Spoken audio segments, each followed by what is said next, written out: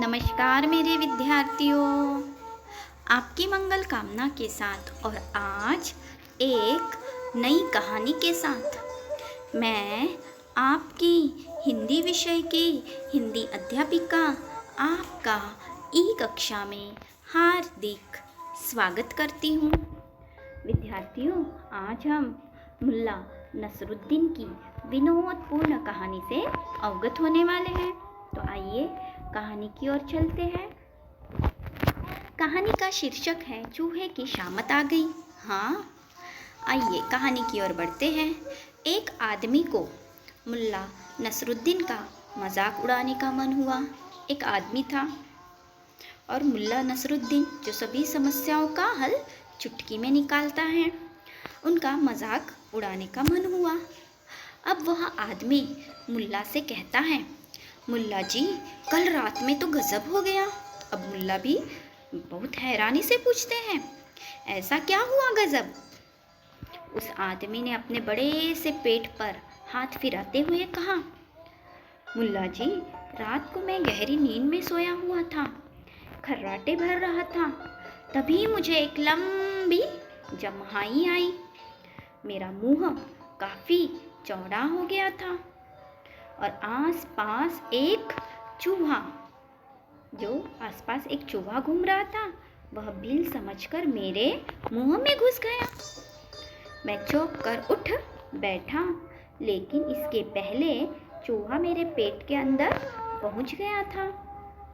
वह पेट में निरंतर कूदता रहता है और चूं चूं करता रहता है।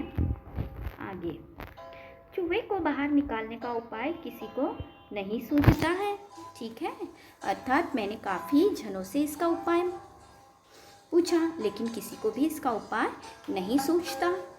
अब आप ही उसे बाहर निकालने का कोई उपाय बताइए। सुना है सभी समस्या के हल आपके पास होते हैं।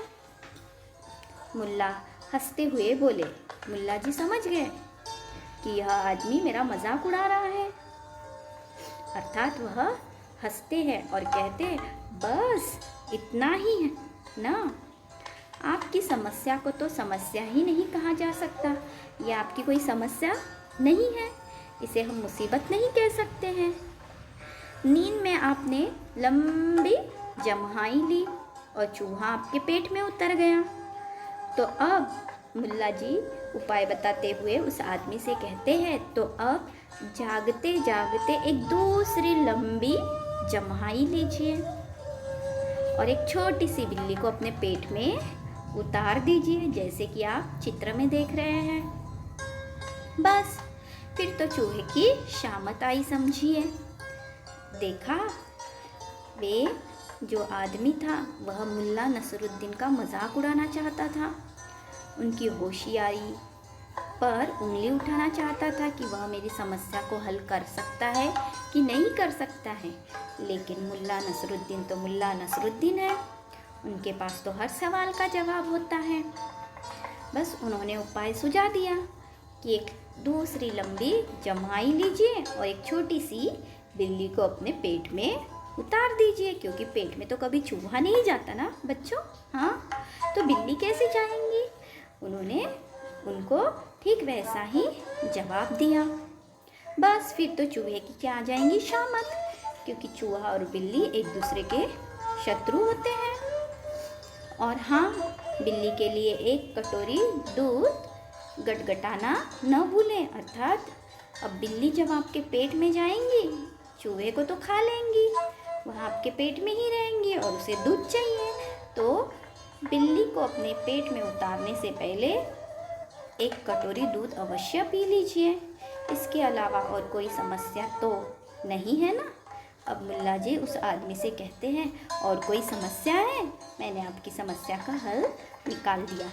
प्यारे बच्चों, आशा करती हूँ कि यह कहानी आपको अवश्य समझ में आई होगी। तो हाँ, इस कहानी से हमें यही सीख मिलती है, जैसे को तैसा। हाँ, तो मुल्ला नसरुद्दीन की और एक कहानी के साथ मैं आपसे पुनः मिलने आती हूँ। धन्यवाद।